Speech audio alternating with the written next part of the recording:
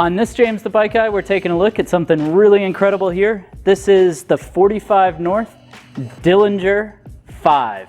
This is a 26 by 4.6 fat bike tire, and it is the studded version. So we're gonna go into some of the features and designs of this studded 26-inch fat bike tire, and then of course, we'll find out exactly what it weighs. But before we get started, be sure to hit that subscribe button down below. That way you can see more videos like this into the future. So the Dillinger 5 is a very high volume fat bike tire.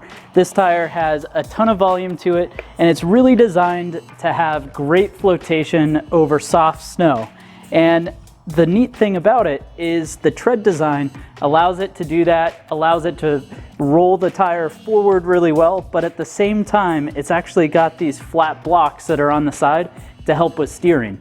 So as we look through the tread of this tire, you can see that it's going to be ramped in one direction here. So you've got ramped as it rolls forward, you've got this slight V shape to it, and then you've got these tread blocks that are really squared off. And those tread blocks that are squared off are going to help with the stopping performance of the tire, but they're also going to help initiate some of the turns. But like I said, this side block is really what the important part is.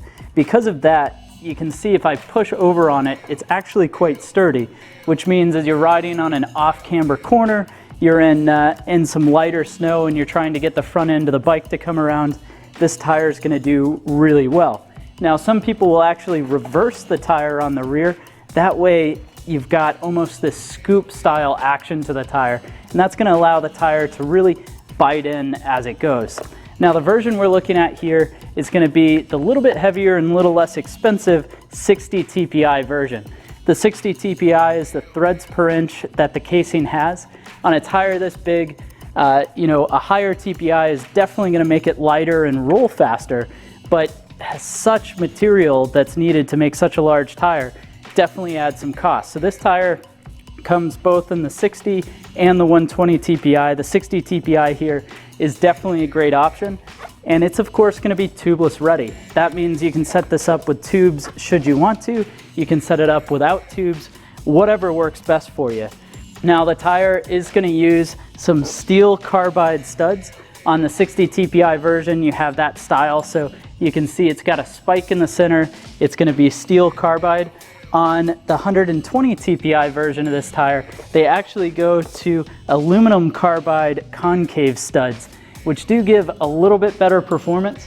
But of course, with such a large tire and so many studs down on the ground, you're going to have plenty of grip with this.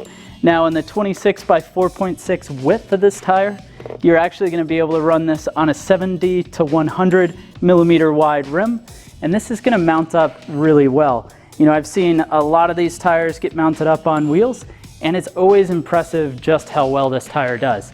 So now that we've taken a look at this studded fat bike tire, let's go ahead and find out exactly what it weighs. So the 60 TPI version of the Dillinger 5 with 258 studs comes in at 1,750 grams.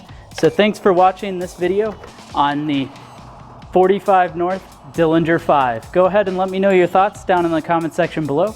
Be sure to hit the subscribe button if you haven't already. And while you're at it, leave a thumbs up. It lets me know that you enjoyed the video.